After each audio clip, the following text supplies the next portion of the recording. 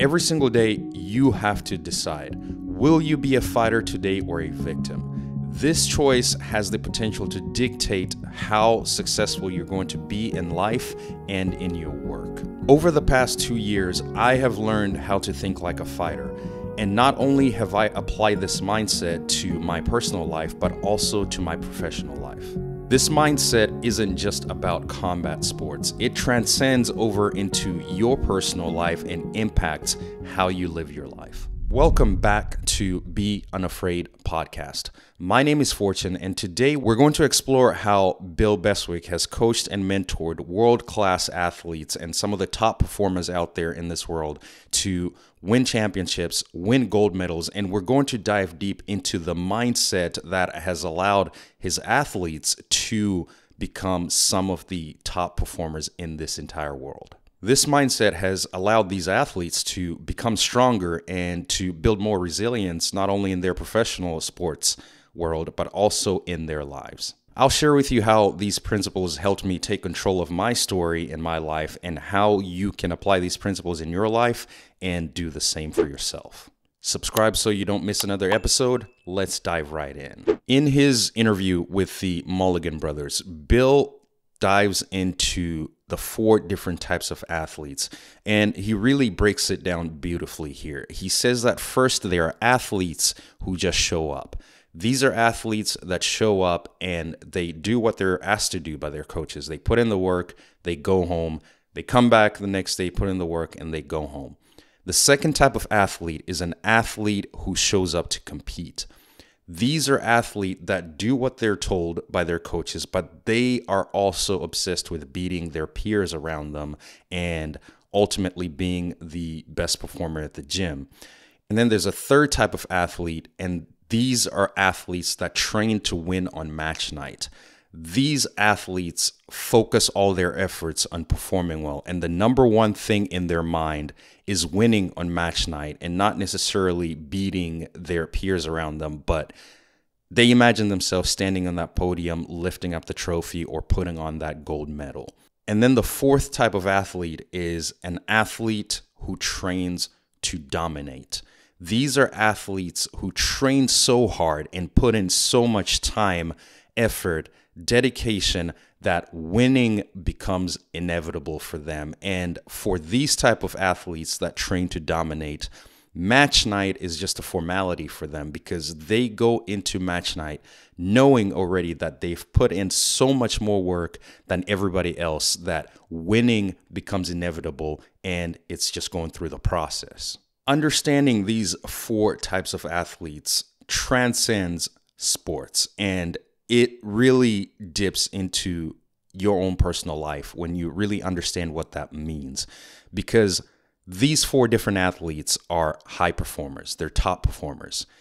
And we have to realize that we are all high performers in our own respective lives as well, not only in combat sports, but we are all trying to be great fathers, great mothers, brothers and sisters, raising children, building businesses, creating content, being entrepreneurs. These are all forms of high performer. When you are a high performer or you strive to be a high performer, it's very important to become very clear or really understand this concept of the different types of athletes because it's the exact same in your field as well. If you're building a business, there are people that just show up and try to build side hustles, right? And that's okay too. There are entrepreneurs that show up and want to compete and build businesses that make a lot of money and beat their competitors. And then there are entrepreneurs that show up and they want to dominate. They want to be the number one in the market. They want to be the Apple, the Amazon. They want to be the Nvidia of their market, the Elon Musks, right? You need to realize that and understand who you're going up against. And you also need to understand who you are as a high performer in this world. And when you start to understand that, you start to realize the requisites that are needed, the amount of work that you're going to need in order to stand out and in order to compete with the best and be a top high performer in your respective field. Understanding these key differences will give you a picture as to the level of commitment that you need to put in your work, because the level of commitment that you put in is going to determine the outcome that you want. It's going to determine the outcome that you get, because if you put in enough work to be a high performer that just shows up, you're going to get that result. If you put in enough work to be a high performer that competes, you're going to have a certain amount of cachet and you're going to compete with a certain level of competitors. And if you put in enough work to be a high performer that wants to dominate, then you're playing a very different game. So when you understand that scale, you now understand what you need to do, because you have a good idea as to what the playing field looks like. So if you know the game that you're playing, you have a better chance of preparing, you have a better chance of performing, and you have a better chance of actually winning and accomplishing your goals and objectives. The second interesting concept that Bill Beswick introduced me to is the 3 key questions that Bill asks his athletes whenever he's coaching them. When athletes come to Bill Beswick, he talks about how he wants to understand the mentality of the athlete, and he, in his own mind, he wants to categorize the athlete in, is it an athlete who turns up, an athlete who competes, or is this an athlete who wants to dominate? So in order to get to the answer to that question, the first question that Bill said he asks his athletes is, what do you want? Many of us don't really sit down and ask, what do we want? What do we want in life? Who do we want to be in life? When we get to the end of our lives, what do we want to have done? What do we want other people to have known us for? We typically worry about what's going on today, and we get bogged down by all these different distractions that we never really sit down and map out what exactly do we want out of life. And understanding what you want, according to Bill Beswick, in the realm of sports and in the realm of life, is going to be the foundation of how you're going to get there. If you don't know what you want, how do you know what you need to be working on? How do you know if you're working on the right things or the wrong things? How do you know if you're making any progress? And I can answer that for you. You don't. You're going to continue working on a lot of different things, a lot of different projects. You're going to be juggling a lot of different things and still wondering, how come you're not feeling like you're making any progress? Because you haven't really clarified what you want. And I speak about this out of experience because I've been there. I've been in that scenario, and I've been in that part of my life where I was working on all these different business ideas. I was working on all these different sports. I was reading all these different books, and in my mind, I just wanted to be great, but I never really took the time to define, what does greatness mean for me? What does success mean for me? What exactly do I want in life? And I remember I had a coaching session a couple of months ago with one of my coaches, one of my business coaches, and I told her that I wanted to be successful in life, which is why I was doing all of these growth and development things and reading all of these books and trying to move up in my company. And she asked me flat out, what does success look like for you? How will you know once you're successful?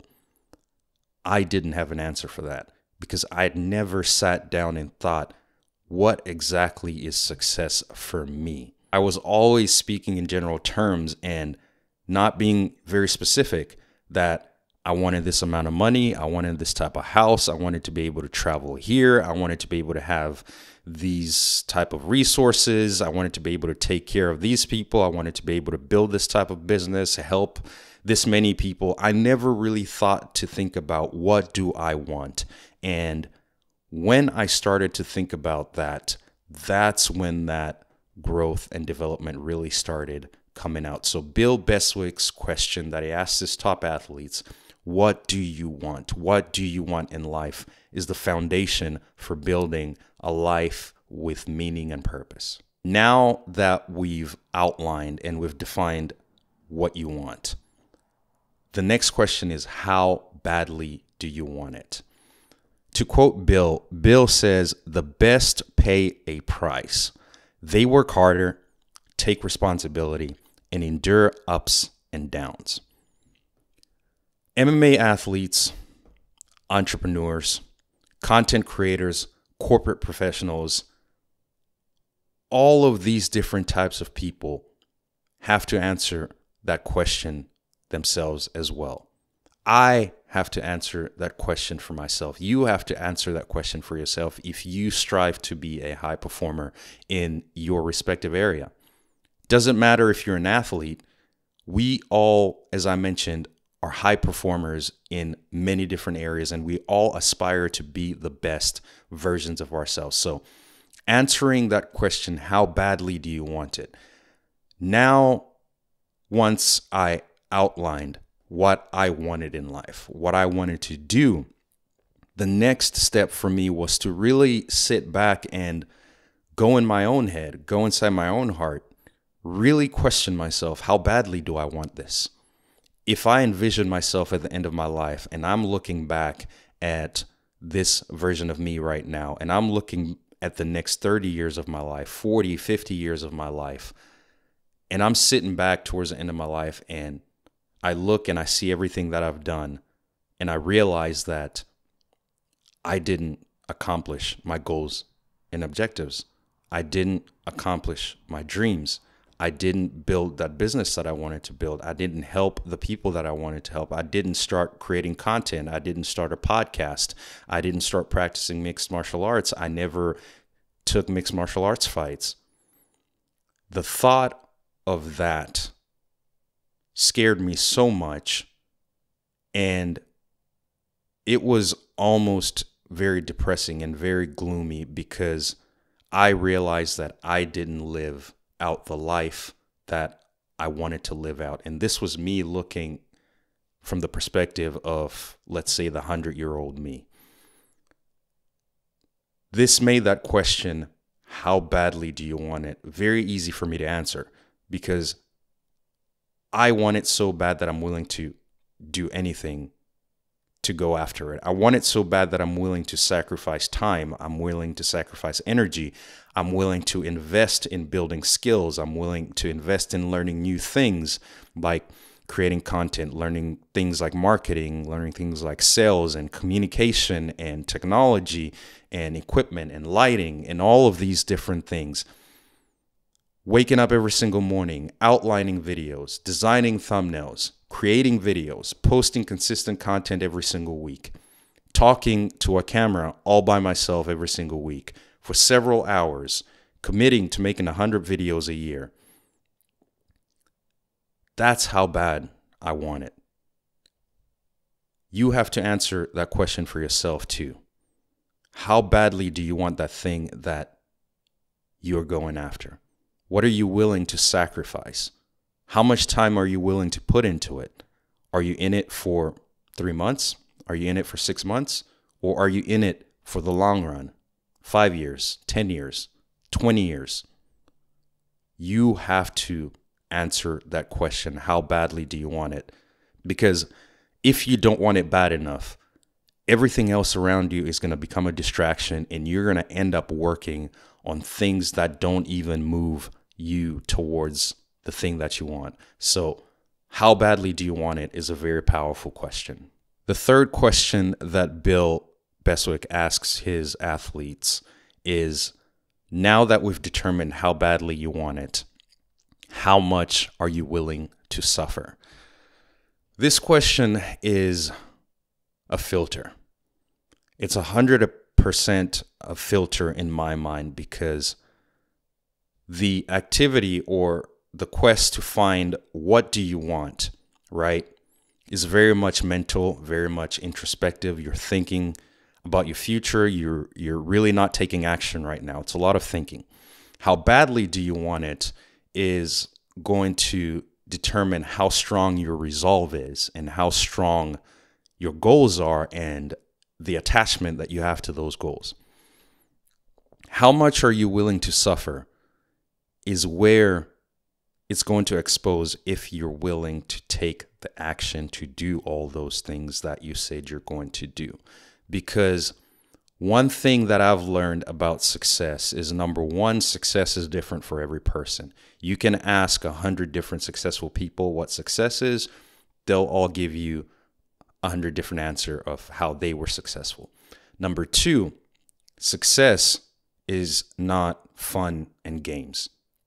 The process to being successful, the process to building a business, the process to becoming a successful content creator, to becoming a top athlete, the process to becoming a leader in a corporation and reaching the highest level in a corporate setting, it's going to require daily grinding. It's going to require a lot of hours into the work, a lot of hours into improving yourself. It's going to require a lot of failure. It's going to require you to be able to bounce back from all those failures and still keep moving, even if you feel like there's no light at the end of the tunnel. One of the greatest things I ever heard was from Elon Musk when he said that building a business is like staring into the abyss while chewing glass, meaning that it is not a pretty process. And that is something that I'm discovering as I continue to climb up in corporate life. And I'm discovering that as well as I create content and start building a business. And in particular, now getting into mixed martial arts and having competed back in July in my first amateur mixed martial arts fight, I realized that that question, how much are you willing to suffer, is what's going to determine whether or not you succeed in that thing. Because I'll give you an example with training for my mixed martial arts. So it's about a 9-week training camp where we train pretty much every single day and sometimes twice a day. And the diet has to be pretty much perfect because you have to make weight and you have to balance that amount of rigorous training with rest and recovery, and being able to wake up the next day and push your body to the limits and break your body down to the point where it almost feels like you can't do one more rep. You can't run anymore. You can't throw a punch anymore or kick anymore. And you have to do that every single day for several weeks. So that question, how much am I willing to suffer? I had to ask myself that question every single morning when I woke up to train for an MMA fight. Waking up with your body feeling like it's been beat down, which it has if you know anything about combat sports, even training for combat sports, you're kicking and punching and wrestling and throwing each other down. So yeah, your body's getting beat up. You go to sleep, you wake up, and you have to answer that question. How much are you willing to suffer? Am I willing to go back to that gym tonight and do this again? And then wake up tomorrow and do this again? Wake up the next day and do this again and again and again until fight night. So success requires enduring discomfort and sacrificing. This is probably one of my favorite questions. And if you can get through all these 3 questions, I think you're off to a great start. With these 3 questions, Bill Beswick, I'm assuming here, probably gets a good idea as to the type of athlete that he has. And based on their answers from these 3 questions, Bill, in the interview with the Mulligan brothers, talks about attitude. And this was a very interesting aspect for me because it introduced to me the dichotomy of attitude versus the genetically talented people. And it's something that I resonate with because there's 2 different mentalities that you have as a top performer, or really as a human being in general, is you have a victim mentality and you have a fighter mentality. A victim mentality believes that they can't get out of a situation that they are in. They don't have the ability, and therefore they're not going to try. There's a difference between being an actual victim, who is someone who truly needs to be helped and is a true victim, versus someone who acts like a victim. And this is what we're talking about in this context, is someone who's acting like a victim when they're not truly a victim. And then there's the fighter mentality.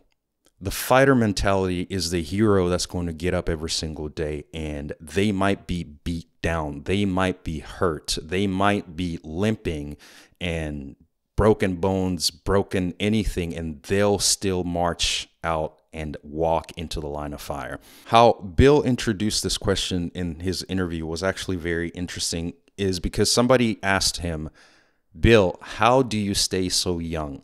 How do you stay so vibrant? And how do you push through and endure through all the trials and tribulations that you've been through? And Bill answers very simply is that I wake up every single day and don't let the old man in. I ask myself every single morning, am I going to be a fighter today or am I going to be a victim? I choose to be a fighter today, and therefore I get up and go do what I need to do. I thought that was so awesome. And I thought that was such a great question that I have been asking myself, and such a great question that when I was training for my martial arts fight, I had to ask myself as well, because there were plenty days where I could have chosen to be a victim. There were plenty of days where I could have chosen to not go into training and found any excuse to not go train and called my coach up and said that I can't come into training today because of XYZ. But I knew what I wanted. I knew how badly I wanted that fight. And I knew and had answered the question of how much I was willing to suffer. So the question of, am I going to be a fighter or a victim today, was a daily reminder for me every single morning. And another point that Bill brings that relates to this is, quote, genetics deals the cards and the environment plays the hand.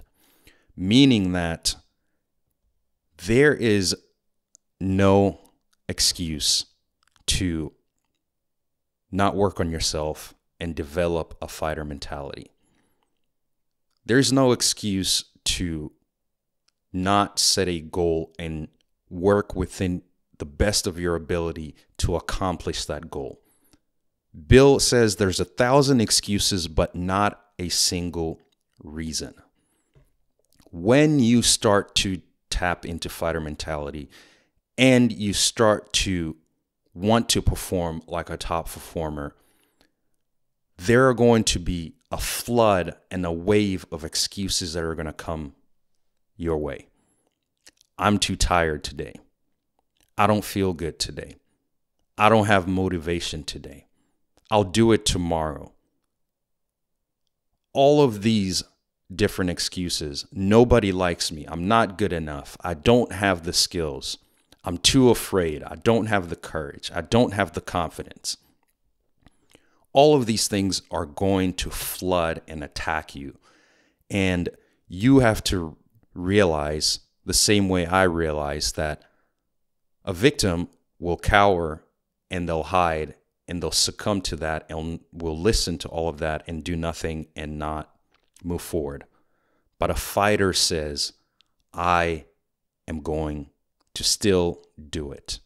I am strong.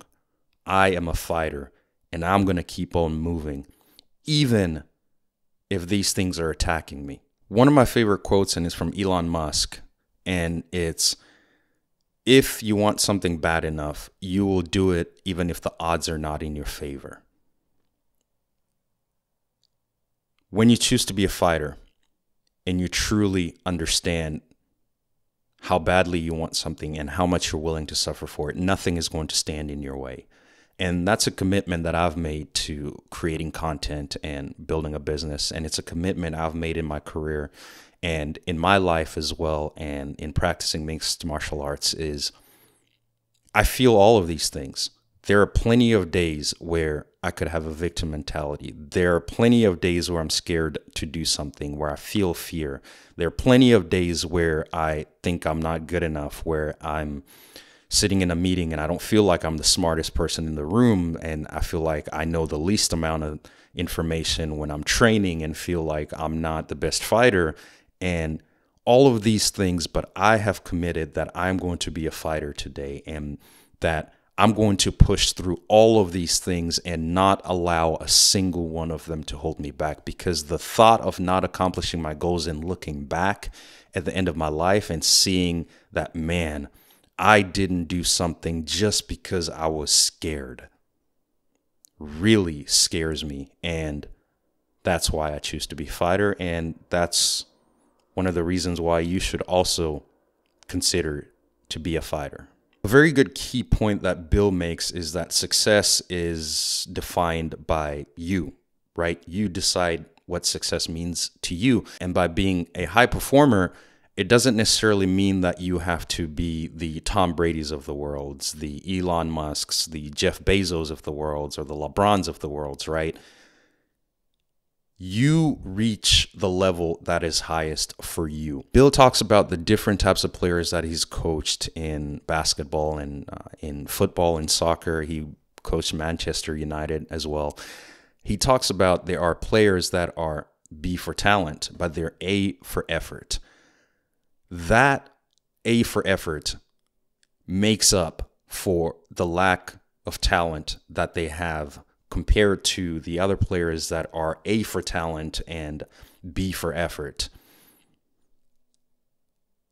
It's in your mind what you decide to do with your talent. It's in your mind what you decide to think. You have a choice to make.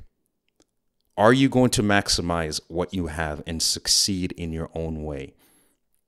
Or are you just going to sit there in victim mentality and decide that you're not even going to try to maximize the thing that you were given and accomplish things that you don't even think you can accomplish?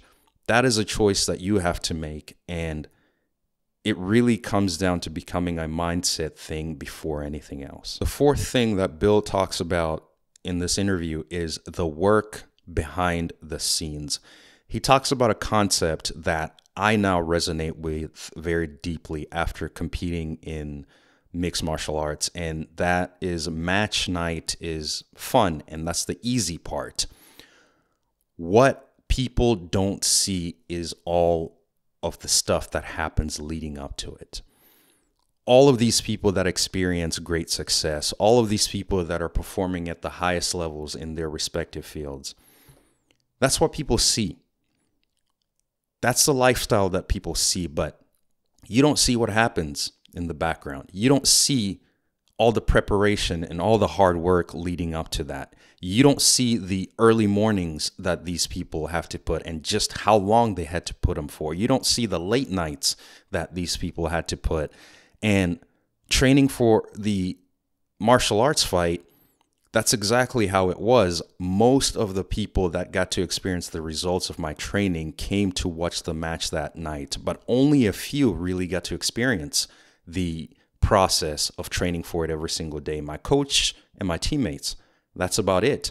And that's a very small group of people. So understanding that preparation is not something that everybody's going to see, and that's something that you have to do outside of all the eyeballs, and that's something that you're going to have to do alone, is something you have to become comfortable with and really, really embrace. Bill talks about the 4 different elements of preparation that these top athletes go through. There's a physical aspect to it, right? There's strength, speed, stamina, endurance. There is sleep and nutrition. There is a technical aspect to it. There you have to master these different skills and techniques and these different formations. There's a tactical aspect to it, which means that where they position themselves in the field, the planning, situational awareness, strategizing, and there's a mental aspect of it. Confidence, belief in themselves, belief in their ability to succeed, and them seeing themselves winning. All of these different elements and keys to preparations is things you have to do if you want to be a top performer. And they come in different aspects depending on the field that you're into, but you have to understand that there are elements that Bill outlines very nicely. And when I understood that and I started to embrace that a bit more, I really started to feel better about how I'm performing in my respective field. The fifth thing that Bill Beswick brings up is avoiding the victim mindset. Now, we talked a little bit about the victim mindset, and I dipped more into the fighter mentality. Now we're going to dip into the victim mentality. And quote by Bill, if I teach the athlete how to avoid the victim mentality, how to transfer to the fighter mentality, they are going to have that in life. This quote right here is one of my favorite quotes, because what it means is that the things that you get from sports, the intangibles that you get from sports, translates to life. It translates to business. It translates to 9 to 5. It translates to corporate positions. It translates to content creation. It translates to your relationships. It translates to being a father, a mother. It translates to being a friend. And I know all of this firsthand because I am experiencing this. Being an amateur MMA fighter now, the mentality and the fighter mentality that I have developed from that, and that's going to continue to grow, is translating into all of these different aspects of my life. I didn't really start creating and posting content on YouTube until after my first amateur MMA fight. And reflecting back and now thinking, why was that? Why didn't I do it before? It's because going through that fight, I was able to develop a stronger fighter mentality to where I'm able to confront my fears and I'm able to confront all my insecurities much stronger and much better than I was before. So now posting content is a little bit less scary when you have been in a cage and you've been punched and wrestled by somebody else. It becomes less scary to post a video and to talk about all these different things that I'm talking about. It becomes less scary to go for that job promotion, and it starts to become less scary to fail at building a business because I'm now developing that fighter mentality. And that's something that is a lifelong journey, and that's going to continue to grow. And as I face more and more adversity, that fighter mentality is going to continue to get challenged. And each time that mentality gets challenged, I have to answer that same question that I posed to you guys. Am I going to be a fighter today, or am I going to be a victim? There are days where it's easy to make that decision. There are days where it's hard to make the decision to be a fighter. That is really what it means to be resilient. And taking that, doing that over and over and over again allows you to become stronger to where it will be hard, but you are able to make the decision to be the fighter and to avoid that victim mentality. Bill goes on to say that, in a sense, we are all high performers. We step up every day to earn a living, maintain relationships, raise children, take responsibility for our lives. A fighter mentality transcends sports. It equips you to succeed in all areas of life. Ask yourself the 3 questions. What do I want? How badly do I want it? And how much am I willing to suffer? Are you going to be a fighter or a victim today? Commit to dominating and being resilient, and understand that a lot of it is your mindset and how you approach your goals and objectives. In the episode where I broke down Donald Miller's book, Hero on a Mission, I break down how to take control of your life and start living like a hero on a mission and start to write your story along with life. So check out this video right here.